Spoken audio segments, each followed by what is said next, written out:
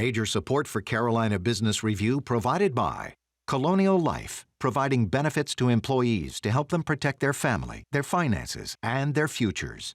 High Point University, the premier life skills university, focused on preparing students for the world as it is going to be.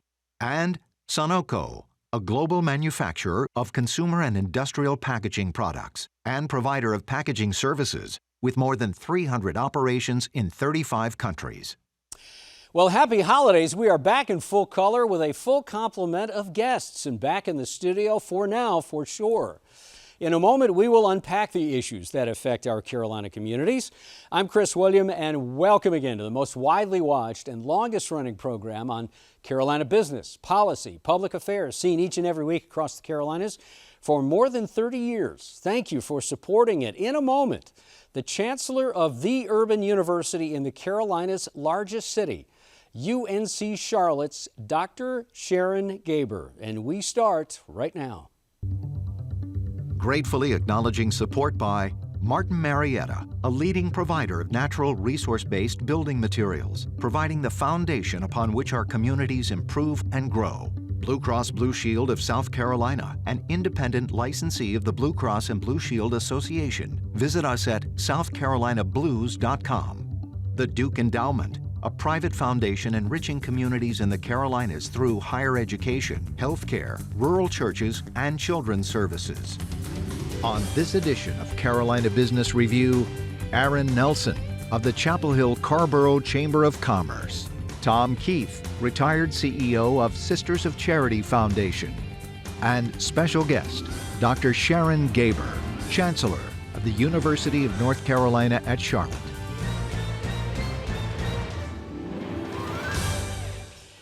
Welcome to our program. You guys feel safe enough to be back in the studio, close? It's really good to be here. Feel great. Yeah. Good to see Thank you. you. You too. Tom, welcome. Thanks for you made a last-minute change in your schedule to do that. Aaron, always nice to have you back. Gentlemen, it's hard to imagine that this is not Goldilocks scenario. When you look at economic development wins in South Carolina, in North Carolina, they're pretty big. BMW's almost $2 billion announcement, Volvo, Nucor. Wolfspeed, Microsoft, Apple, take your pick. I mean, these are big numbers. With the wind at our back, the dark side of that, Aaron, I'm going to start with you, is housing. It is gentrifying neighborhoods. It is pushing people out of not just legacy family homes, but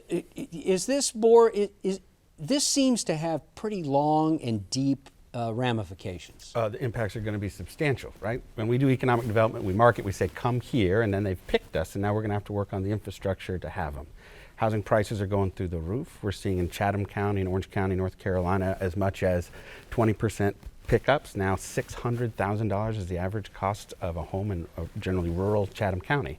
But there are strategies to add more affordable housing, but it's going to have to be a priority, not just for traditional advocates of affordable housing, but for the economic development community, public policy makers. It's going to have to be a top priority. Tom, I don't want to be hyperbolic about this, but this really is an issue. Are you seeing it, I'm not stating that, I'm asking you. Is this really an issue that is that broad-based that is concerning to you? I think it is. I'm particularly interested in our low-income communities, and you think about jobs and manufacturing growth and expansion is progress, and we want that. But the fallout from that can really be hurtful to particularly low-income families and neighborhoods. It affects their ability to go to work, to go to school in the same location. They're often displaced into areas that may not be on the bus line, and it's just there are many good things about economic development growth, but there are also some downsides. So what are the fixes? What do we do? How do we fix it? Aaron, how do we fix it? I think there's some real strategies to do it, and I think employers can play a role and haven't traditionally. So there's some traditional stuff. There's federally supported housing. You can make the land free. You can make the development process easier, but you can also do subsidy. There's some organizations that are doing down payment assistance. We're going to give you $10,000 down payment on your house, but we'll forgive it over the next 3 or 4 years to help you get in. Or we might do direct subsidy or master leasing. What if a major employer, they're going to lease a bunch of units in a community, but then they're going to buy down the rate or subsidize them in order to make them more affordable to their community. So first, I think we're going to need more supply. We're going to have dramatically more units, but comprehensive strategies to keep those prices affordable to the working folk in our communities. So maybe this is a question for Chris Chung at EDPNC in North Carolina, but would have that been part of the package, or maybe when they win Apple in North Carolina, would that have been one of the negotiating points that you need to also help us subsidize housing for? I would be surprised. I am not aware of that being part of it, but I think in the future it will be. We'll talk about how to improve the roads to the place, the utilities to the place, but we're going to need to make sure that we have the housing infrastructure as well. We've assumed that the market will take care of it, and the market will. We're going to bring a whole lot of units that are going to get built, but I think we have to focus to make sure that they are affordable to the folks living in our community. And that's going to be, I think, through comprehensive solutions that are both going to be from policymakers and local government. I think the state has a role, but also the private sector can play there too. Tom, is there a scalable, deployable idea that can be answer this issue? I don't know. I think every community is different. And so we may go to Charleston and see one set of circumstances. We may go to another community with a different set of circumstances. But to Aaron's point, I think we need buy-in from all sectors. We need government to play a role. We need community business leaders to play a role. We need nonprofits to play a role. Any kind of change that's going to occur, because it's going to be, I tell you, supply and demand is extraordinarily out of balance. In Columbia, for example, for every one affordable housing home unit that opens up, there are probably 1,500 people in line to get that one unit. So we just can't move fast enough. And it's super expensive to make a unit affordable. It can cost between $75,000 and $100,000 to make one permanently affordable unit with subsidy. But I think we should explore, like we've used TIF, tax increment financing. Right. That's where you take future tax revenue and you use it to invest in infrastructure. We've used that to pave roads, and we've used that for a host of things. We have never thought about what if we use TIF to make housing affordable. What if we have an apartment complex in our community, it's assessed at $100 million. So it's generating $1 million a year in property tax. What if we pledged half of that back into buying down the rate in some of the units? Well, in a place like Orange County, I would guess Chapel Hill, Carrboro, that would be an easy argument to win. Well, people are interested in it. Some places, progressive like my community, are also anti-growth and adding new people there's been some resistance in some communities to population growth, worried about school impacts and other things. But I think we're now getting over that, and we realize that people have to commute from so far away. We're going to have to bring the housing closer to the employment. We've got about 2 minutes left, Tom, and inflation. Not surprising, inflation has been a real bugaboo for a while, and it looks like it's slowing down the rate of acceleration of inflation, but that doesn't mean inflation's gone away, that high prices are persisting. Tom, do you get a sense? And when you were running Sisters of Charity Foundation and you all were making grants to help communities in Midlands, in the Low Country, in South Carolina, was this issue of inflation, was that front and center for folks? Or do you see how we might remediate this issue of persistently higher prices? It's a problem. I think it became exacerbated by COVID.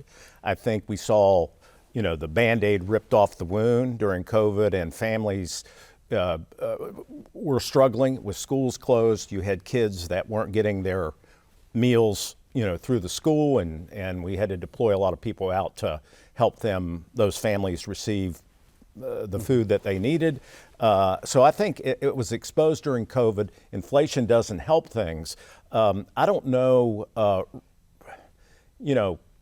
everybody has to pay a price at the gas pumps. It doesn't matter if you make $500,000 a year or $10,000 a year. And so inflation, I think, has a greater impact on our lower income people day in and day out. And they got to make choices. Do I pay for gas? Do I pay my electric bill? Do I pay my rental costs? Do I pay the medical bills? It's not a and that has a long tail on it. And that has a long tail on it. That's not going away in a year. No, that's why eviction rates are going up and other things that really force a family into tough decisions. Okay, gentlemen, thank you. Stay with us. Coming up, we like to do this at the end of every year and at the beginning of the next year, and that is 2 separate programs with our on-staff economists, and they all get along amazingly well, brilliantly actually. And we're going to take a look back at 2021 and look forward at 2022 and look forward 2023. It's not a two-part, but they're two separate shows, and we do that every year, and we hope you'll tune in for that. It is one of the 17 schools within this nation's oldest public university system, and it is also one of the largest and fastest growing. Joining us now is the fifth and the first female chancellor of the University of North Carolina at Charlotte, Dr. Sharon Gaber. Dr. Gaber, welcome to the program. Thank you. And a couple years later, congratulations on the job. Thank you very much. We're all emerging from our shells here. But Dr. Gaber, one of the things in the strategic plan of UNC Charlotte that you clearly had leadership on was this idea of becoming a research university. The Carnegie classification is R1, of course. Why is that so important? Why are you chasing that down? Well, I think it's a great question. So when we started putting together our new strategic plan called Shaping What's Next, we said, okay, what is important to our community? And I spent time in my first year meeting with community leaders, going around and saying, how does this university help fuel what you're doing? And part of what they said is, research is important. It provides the talent that we need. It helps think about innovation. It helps think about spin-off opportunities. It helps bring in federal dollars that have a multiplier effect in our community. So for all of those reasons, and you think about University of South Carolina and Columbia, you think about Chapel Hill and State, in Raleigh. Which are R1 schools? Correct. Yeah. There are businesses that have a strong desire to locate near those research universities, and we recognize as the public urban research university in this metro area, we ought to be stepping up and doing more. And so what we've said in our strategic plan is we're in R2 currently, but what we've said is we are going to continue and make progress, and the campus has said this is important and really what we want to do to help fuel the broader region. And this is my term, ma'am, but this would be kind of the varsity squad of research universities in the country that you would be entering into? Is that fair to? Right, and I'd say, you know, some universities make a concerted push, and some universities just continue to make progress and happen upon it. And we're sort of teetering in both worlds. We're not going to have a large new infusion of resources that says, hey, we're going to give you a chunk of money, go do this. We're working together and saying, this is important for our region. Let's make progress and let's do what we ought to be doing and stepping up to help our region by being an even stronger research university. Do you have the support of the system? Do you feel like that the state is going to back you on this? Well, I believe, and you know, President Hans and I have discussed it, what I believe is the system recognizes the importance of the research universities. I think there will always be a question about how the funding models work. I know that a couple other of the campuses in the system have said they have a strong desire to become top tier research also. And so it's going to be a conversation amongst the system as we do this. I would say that for the state, though, I think there's a very positive economic benefit from an economic development perspective. And I'd point to the state of Texas that actually said, this is important and we want to invest in these universities to become R1. They would get additional resources. I'm not expecting that. There has not been a conversation that we're going to get extra money to do it. But what we've said is we recognize the importance of it, and then the benefits will come along with it. Okay. I think if you're going to ask a question, sir, then you need to disclose the fact that you've got a bias toward Chapel Hill. I'm from Chapel Hill. It was nice to take the train to Charlotte. And as a home of a research university, that's super exciting to hear you talk about. The impacts across the region grow and grow as you get more into research. What we're hearing from local employers is recruiting, retaining employees is one of the hardest things. In order for you to be a great research university, you got to hold on to your faculty and recruit others. What are some of the key challenges to doing that, or maybe being in Charlotte makes it easy? But is it a challenge for you all also? It is a challenge for us, and I think we are appreciative, obviously, to the legislature and to the system for enabling us to have raises and enabling us to have labor market adjustment funding and this sort of thing. But we're in this large urban environment that says, hey, we can hire your employees often for a higher salary because we are set across the state.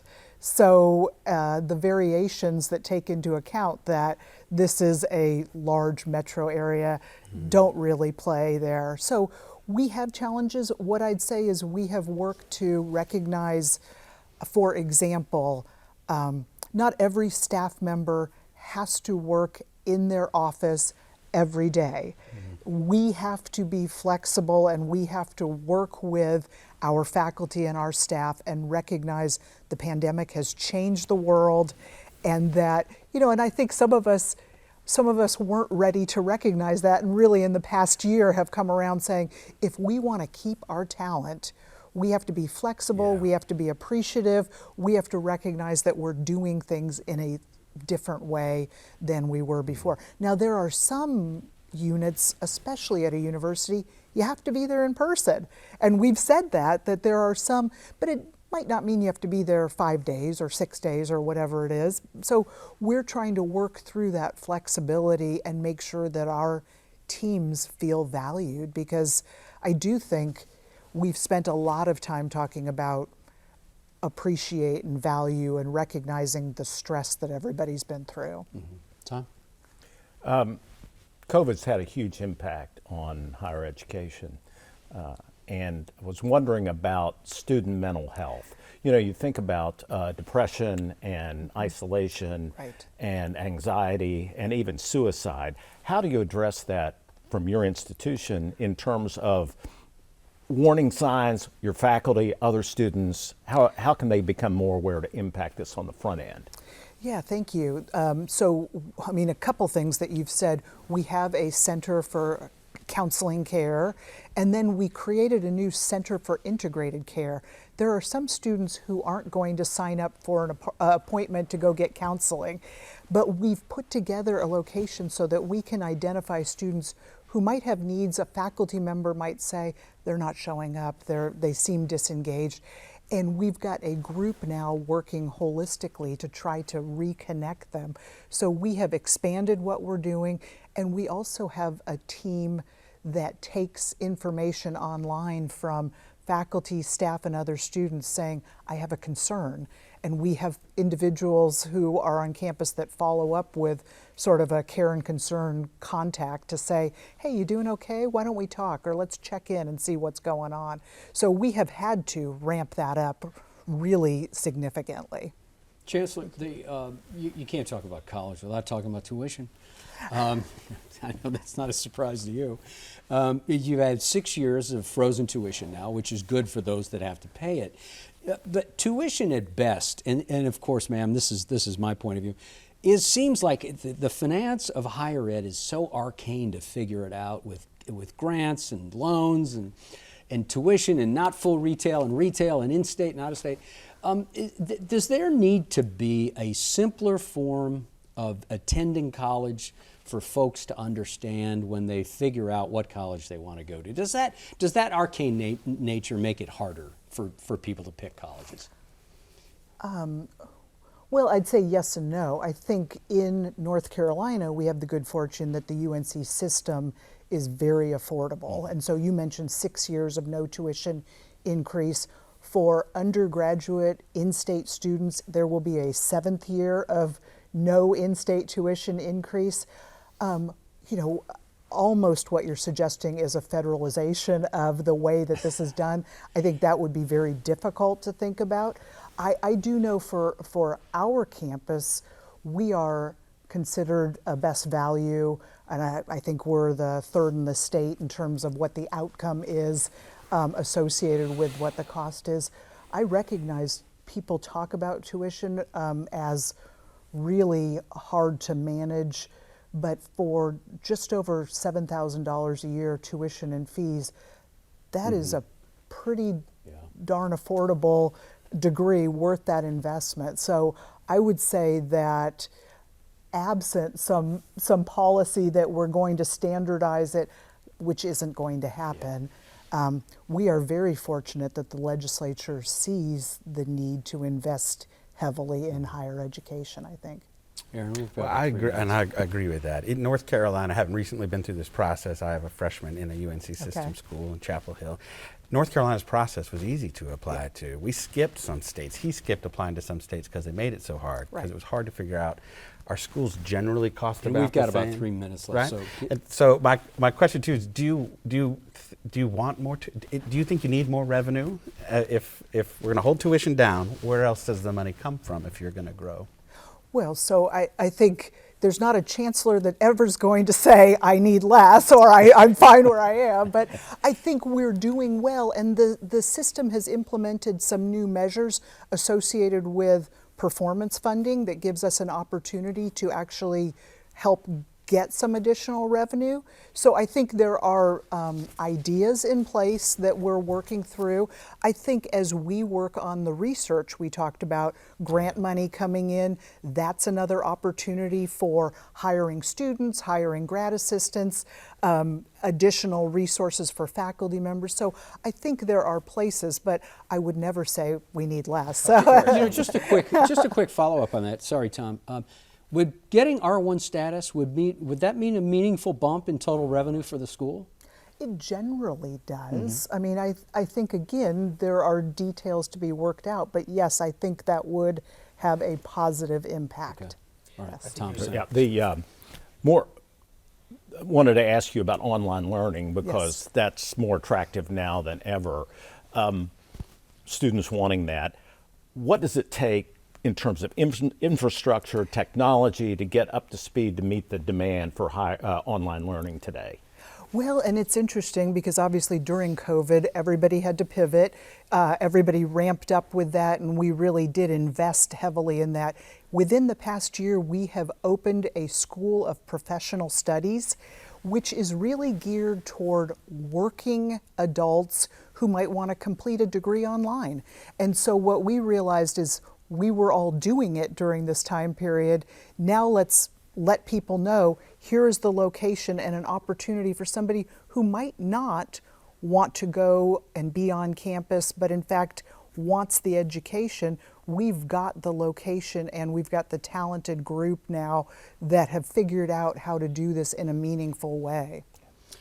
We have about 2 minutes left. There is a college president in Columbia, Dr. Rosalind Artis at Benedict College, and she was on the program recently. Asked her about student loan forgiveness, and she said, I look at it as a rebate. And for an HBCU, she explained it that it's a rebate because the Pell Grant didn't go far enough, long enough for that. Literally in just a couple minutes, how do you look at student loan forgiveness? Is it going in the right direction? Is it a good tool that we have? Well, sort of like my earlier comment about I would never say that I didn't want to think about more resources. This is an opportunity for our students. So I don't know obviously what will happen ultimately with it, but every university president or chancellor wants to think about how do we reduce debt for students. So from that perspective, it obviously is a great opportunity. One of the things that we're working on is continuously thinking about how do we reduce student debt at graduation. So this would help us in that way. I want our students to come in, complete their education in 4 years, be able to leave and have as little debt as possible. And if there is an opportunity to forgive debt, that would be wonderful, right? Yeah, in a minute. Will Healy was a well-liked football coach. Long-term win-loss record, you know, it comes down to that. But I would say the buzz goes way beyond Charlotte about who you've hired. Even Nick Saban weighed in on this one. It's pretty amazing. You literally got about a minute, Chancellor. Why is this new hire so exciting for you all? We're excited. Our new head coach is Biff Poggi. He is the associate head coach at the University of Michigan. Last I checked, I think they're 11-0. So we are tracking that carefully. And He's had a long, interesting career and history, and HBO Max documentary about his high school coaching. He comes with a lot of energy and a great network and set of connections. And I have heard there is a buzz in the region about this. As we move into the American Athletic Conference, which will continuously ratchet up the strength of our competition, having him come in who has helped coach at the highest level, we're excited about it. And I think it'll bring in some real talent.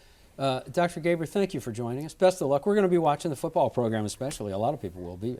But I know you're excited. Thank you for taking the time. Thank you very much. Nice to see you. Tom, welcome. Thanks for making a last-minute change. Thank you. And joining us. Always nice to see you. Chris, a pleasure. Good Thank to see you. Chancellor, Happy very holidays. nice to meet you. Thank you. Good luck, and thank you for watching our program. Good night.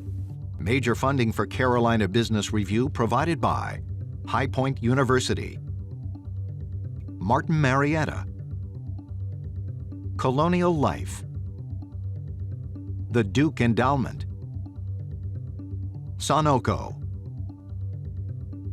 Blue Cross Blue Shield of South Carolina, and by viewers like you. Thank you. For more information, visit carolinabusinessreview.org.